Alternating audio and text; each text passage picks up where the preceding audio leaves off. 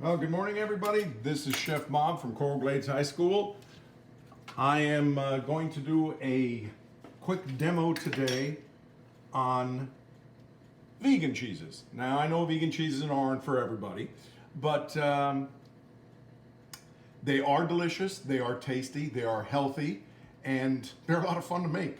And just like regular cheeses, dairy cheeses, they need cultures and they need to age. You can make blue cheeses, you can make bries. As a matter of fact, I just wanted to show you real quickly, I made a brie cheese a little while ago and it's still culturing, but if you can see, it's already getting the white mold on the top. This is made with cashews and macadamias, right? And I put chives in it.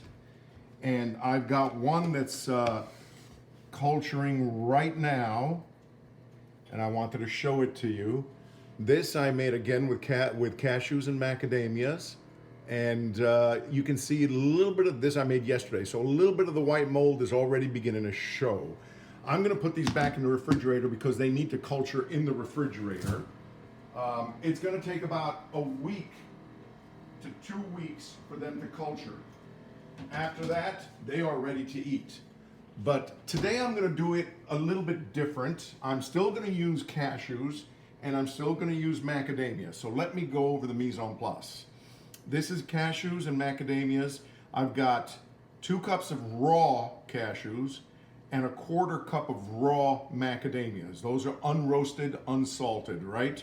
And I've got them soaking in water. You can buy them at Amazon, you can buy them at Sam's Club, you can buy them at Costco.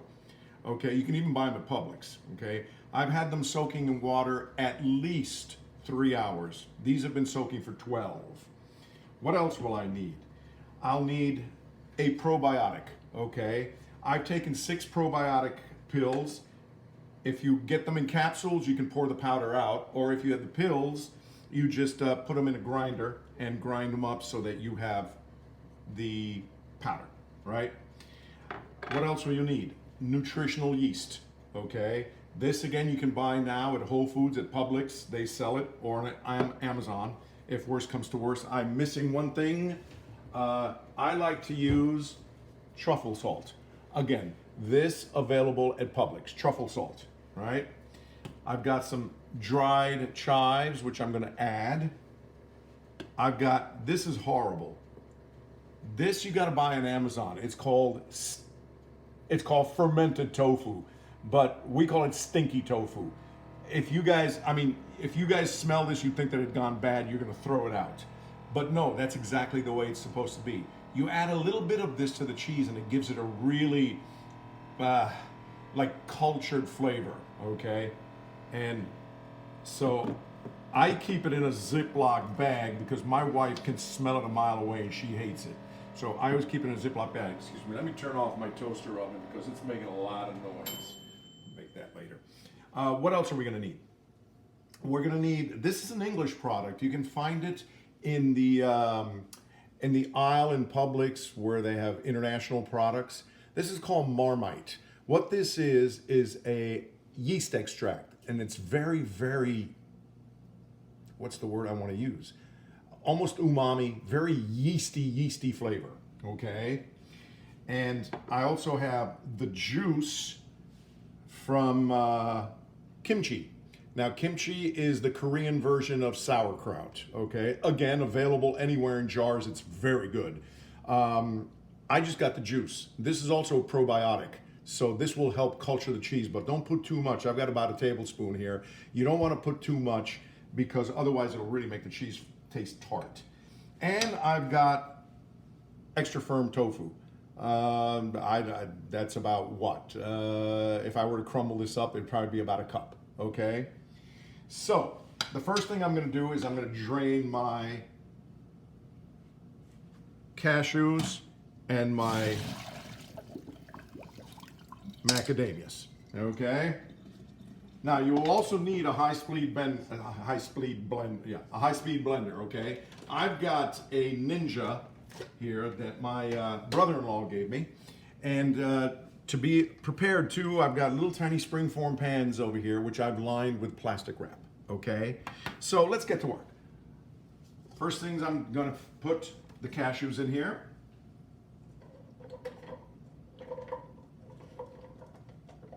They're nice and soft, rehydrated, which is perfect.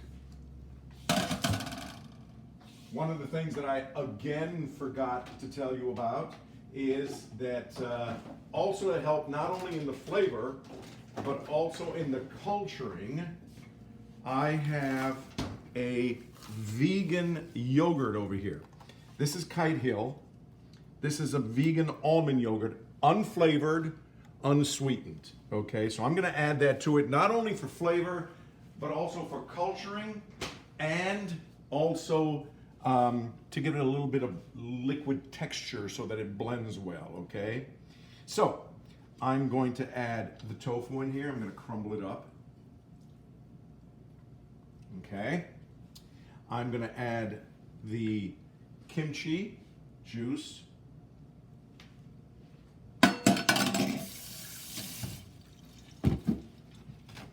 Oops, I just banged the, I hope it's still showing. There we go. Sorry about that, everybody. I'm gonna add the yogurt. And that's, I'd say, a good 2 tablespoons of yogurt in there.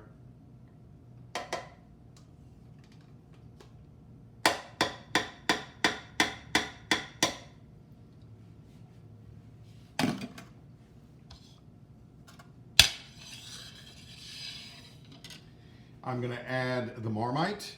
Now this stuff you gotta use very sparingly because like I said, it's very strong, but that is what it looks like. In England, they use this with raw vegetables. They'll dip raw vegetables into it, such as celery, raw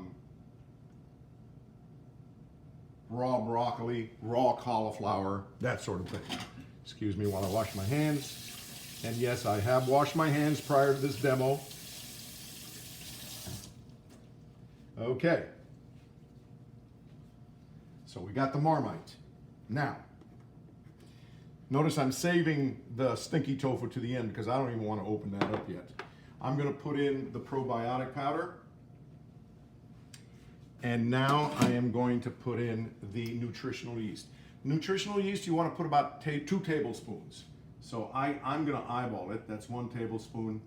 That's 2 tablespoons. Okay. Then the black truffle salt. Don't put a lot because when it's shaped, when it's formed, and you're culturing it, as soon as it becomes hard enough to flip and turn over, you're going to be salting the outside of it too. Okay? So I'm going to put about 1 teaspoon of truffle salt. And now the dreaded stinky tofu. Oh my God. Oh gosh.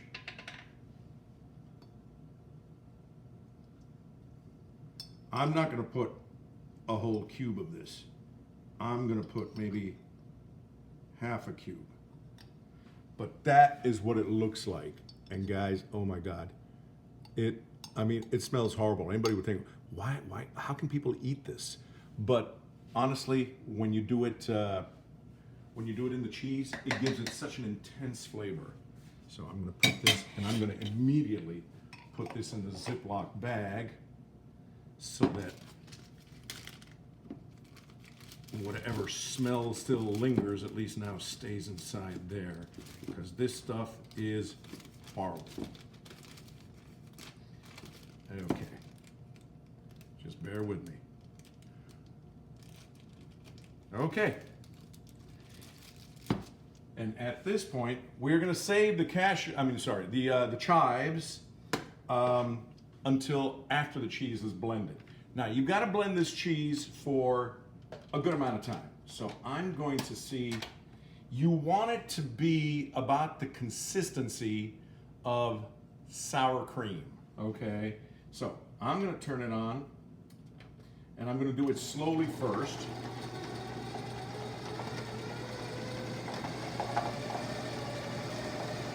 Then I'm going to put it on high.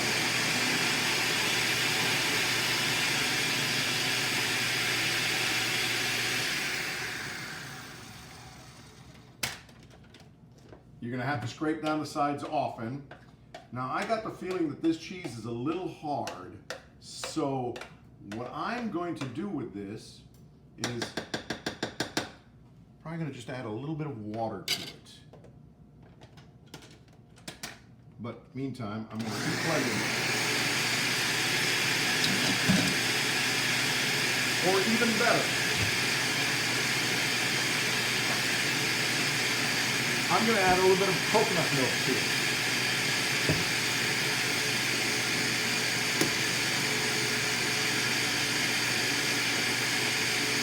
Now this is coconut milk. This is coconut milk that I put in the refrigerator. The reason I put it in the refrigerator is because hopefully it will have, let me see, the fat will have congealed and gotten hard, and the water will be separate from the fat. So I'm gonna get a bowl and see if that in fact occurred. So let's take a look. Here we go. So you see, that is the water. That you can do whatever you want with it. I would save it. Maybe you want to use it for something else. This is the actual fatty part of the coconut milk. I'm going to add a couple of tablespoons at a time. I don't want this to be too runny. So let me add 1,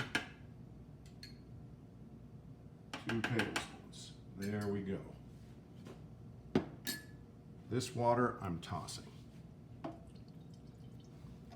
Okay. And let's put this back on high.